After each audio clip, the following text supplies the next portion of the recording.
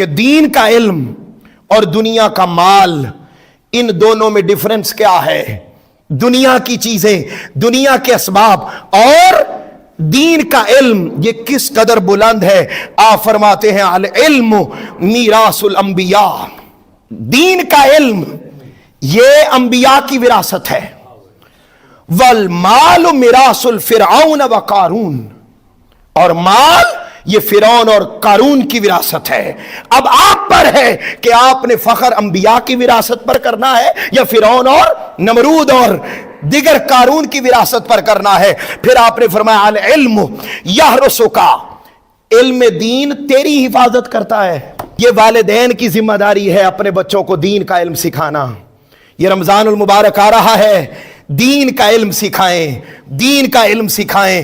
اس مہینے کو، آنے والے مہینے کو یوں نہ گزاریں حلال حرام کم از کم اور کچھ نہیں تو بنیادی علم تو ہم اپنے بچوں کو سکھا سکتے ہیں۔ اب تو علم عام ہو گیا، فرمایا العلم یحرسک، علم تیری حفاظت کرتا ہے، والمال تحرسہ، جبکہ مال کی تو حفاظت کرتا ہے۔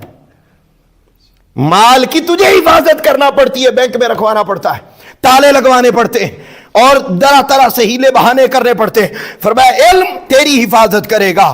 پھر آپ نے فرمایا العلم یزکو علی الانفاق، پھر فرمایا والمال ینقص علی الانفاق، فرمایا مال وہ ہے جسے تو خرچ کرے تو کم ہوتا ہے، علم وہ ہے جو تو لوگوں کو پڑھائے تو یہ مزید بڑھتا چلا جاتا۔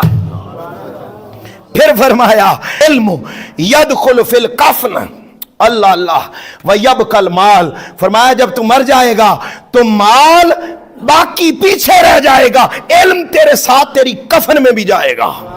پھر مولا کائنات نے فرمایا العلم یطاع بہ الرجل فی حیاتہ ویذکر بہ بعد وفاتہ، فرمایا جس کے پاس دین کا علم ہوتا ہے، یہ دین کا علم اس بندے کو اس قابل بنا دیتا ہے کہ لوگ اس کی پیروی کرتے ہیں۔